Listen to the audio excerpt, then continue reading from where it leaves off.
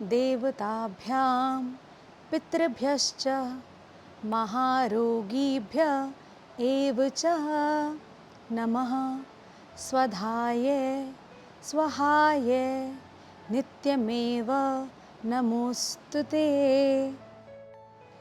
ज़िंदगी एक सफ़र बाय आयुषी की तरफ से आप सभी को मेरा प्यार भरा नमस्कार। फ्रेंड्स, आशा करती हूँ आप सब अच्छे होंगे, स्वस्थ होंगे और मस्त होंगे। आज जिस विषय के बारे में हम बात करने जा रहे हैं वो है पितृपक्ष श्राद्ध। हिंदू धर्म में श्राद्ध एक ऐसा कर्म है जो कि प्राचीन काल से चला आ रहा है।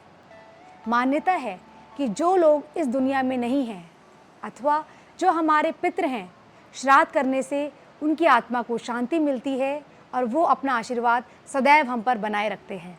चलिए दोस्तों, अब हम बात करते हैं पितृपक्ष श्राद्ध की।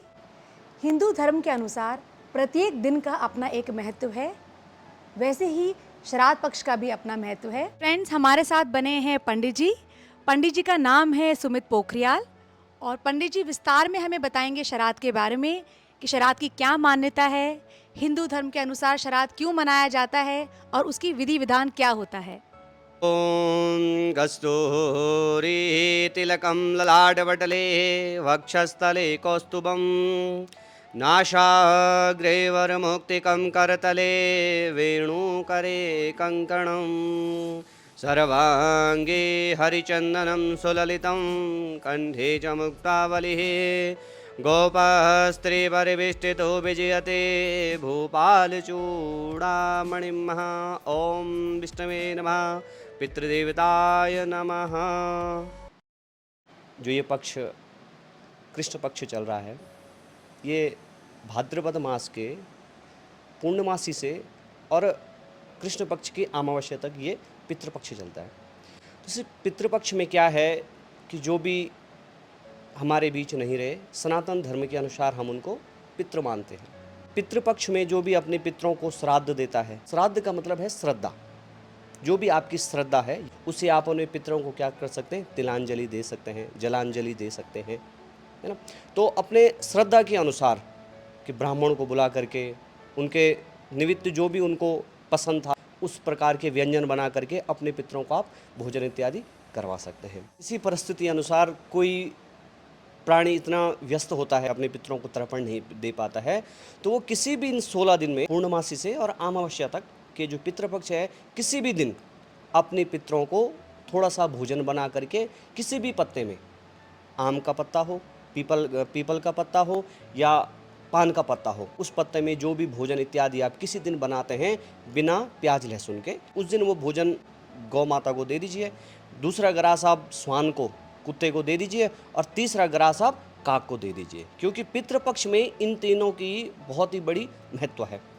बोला जाता है कि जो मनुष्य अपने पितरों का श्राद्ध गया जी में नहीं करता है तो इन 16 दिन के लिए गया जी गौमुख में वास करती हैं, तो उनको जो भी अगर आप हम देते हैं वो तो सीधा क्या होता है, पितरों को अर्पण होता है। उसके बाद पितरों के देवता हैं आर्यमा, आज उनके मालिक हैं, अधिपति हैं, उनके ही अधीन पितृदेवता रहते हैं। लेकिन जो ये 16 दिन होते हैं विशेष तौर पे ये पितरों के दिन होते हैं, तो इन दिन पे क्या होता है कि यमराज 16 दिन के लिए पितरों को क्या दे देते हैं, छूट दे देते हैं कि आप मृत्युलोक में जाइए और यथा जिस प्रकार से भी आपके परिवार है जहाँ है वहाँ जा करके आप उनको देख सकते हैं और 16 दिन तक आप कहाँ रह सकते हैं, इस मृत्युलोक में रह सकते हैं। तो मृत्युलोक में जब पितृदेवता आते हैं तो स्वतः ही लोग उनका आह्वान करते हैं। और सनातन धर्म में किसी भी व्यक्ति पे किसी भी प्रकार का कोई कष्ट है, संतान होने में दिक्कत है, अपना वंश बढ़ने में दिक्कत है, परेशानियाँ आती हैं किसी भी काम को लेके, तो सबसे बड़े देवता हैं, सबसे पहले पितृ आते हैं। हम कुछ भी कार्य करते हैं उसमें सबसे पहले हम पितरों का आह्वान करते हैं, नांदी श्राद्ध करते हैं, उसके बाद हम भगवानों को पूजते हैं। उसमें कोई आपको धन वैभव इस प्रकार से नहीं लुटाना है, जो आपकी श्रद्धा है उस प्रकार से आप दे सकते हैं, तो कभी भी मनुष्य किसी भी परिस्थिति से परेशान नहीं होगा। पंडित जी, जैसे कहते हैं ना पितृदोष है, तो पितृदोष क्या होता है और उसका निवारण कैसे कर सकते हैं हम। पितृदोष इस प्रकार से होता है कि कोई भी प्राणी अकाल मृत्यु मरे, है ना, उसकी क्रियाक्रम ढंग से न हो पाए तो वो अधोगति में आते हैं। अधोगति में क्योंकि उनको पूर्ण रूप से मुक्ति नहीं मिलती है, जब मुक्ति नहीं मिलती है तो यहीं भटकते हैं। कोई पितृ नहीं चाहता है कि अगर कोई भी किसी के दादा दादी हों, माता पिता हों, कोई नहीं चाहता है कि मेरे वो परेशान हो। लेकिन वो जब स्वयं पितृ परेशान होते हैं तो स्वतः ही हमें भी परेशान होना पड़ता है ना। जो अपने माता पिताओं का या किसी भी परिवार में किसी का भी पितृ श्राद्ध ढंग से नहीं कर पाते हैं, श्राद्ध या वारसी ढंग से नहीं हो पाती है, तो तब पितृदोष लगता है। कहते हैं कि सभी दोषों का तो माफ़ है, लेकिन पितृदोष के कोई माफ़ी नहीं है। उसके विधिवत आप पिंडदान करवाएं और वार्षिक श्राद्ध अवश्य रूप से करवाएं।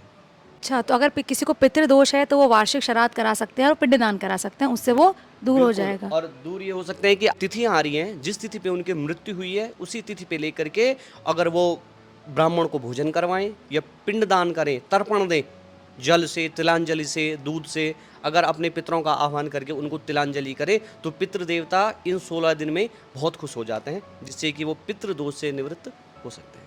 अच्छा, तो उसी तिथि में या ये जो 16 दिन हैं इसमें अगर हम पितरों का आह्वान करते रहें, दान करते रहें, मैंने सुना है पंडित जी जैसे कोड़ी आश्रम है, तो जैसे हमारे कुछ वस्त्र होते हैं जो हम अच्छे से धो के प्रेस करके अगर हम उनको दान करना चाहें तो वो चीज़ उचित रहती है इस समय पे? बिल्कुल उचित रहती है कि अगर आप अन्न का दान करते हैं, पितृपक्ष में अगर आप अन्न धन का दान करते हैं, तो जो आपके बैकुंठ लोक से जो आपके पितृ देवता जो यहाँ पे आए हुए हैं, आपको ऐसे देख करके वो बहुत खुश होते हैं, वो प्रसन्न होते हैं कि मेरे कुल में भी ऐसे हुए हैं जो क्या करते हैं, दान करते हैं, पुण्य करते हैं, दूसरों की मदद करते हैं। क्योंकि पितृपक्ष यही है, इसमें हमारे पितृ जो होते हैं 16 दिन हमारे आसपास भ्रमण करते हैं, है ना। वायु रूप में वो भ्रमण करते हैं, ना न किसी रूप में वो अवश्य आते हैं।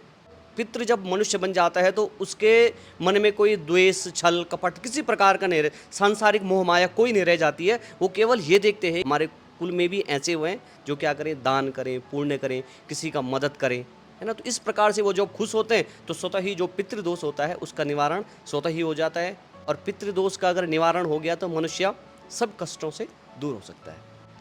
अच्छा, सो ये तो थी हमारी बातें पितृदोष को लेके। बहुत इंपॉर्टेंट चीज़ है जो पंडित जी यहाँ बता रहे हैं हमको। पितृ कार्य मनुष्य ढंग से कर ले, अच्छे उससे कर ले, तो मनुष्य कभी भी किसी प्रकार से क्लेश में ग्रसित नहीं होगा। उसके पुत्र पुत्रादि जो भी हैं आज्ञाकारी होंगे। आजकल का सबसे बड़ा क्लेश ये है कि पुत्र आज्ञाकारी नहीं है ना। तो यही उसका विशेष कारण है कि अगर पितृ कार्य अगर ढंग से हों, उचित हों, तो पुत्र आपका हमेशा क्या होगा, पुत्र या पुत्री जो भी हैं वो आपकी क्या होंगी, आज्ञाकारी होंगी, संस्कारी होंगी।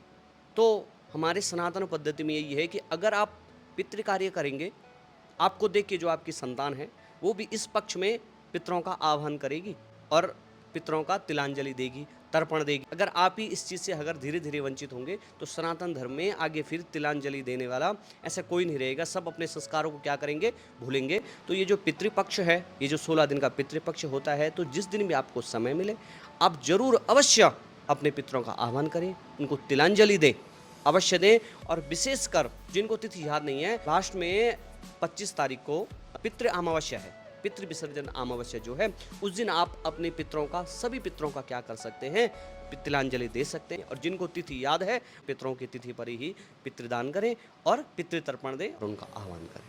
पंडित जी, ऐसे ही मेरे दिमाग में एक विचार आ रहा था, पितृ हमारे धरती पे आए रहते हैं तो कुछ ऐसे संकेत भी हैं जो हमको मिलते हैं, कुछ ऐसा होता है, कुछ संकेत जो हमें पितृ दे पाएँ?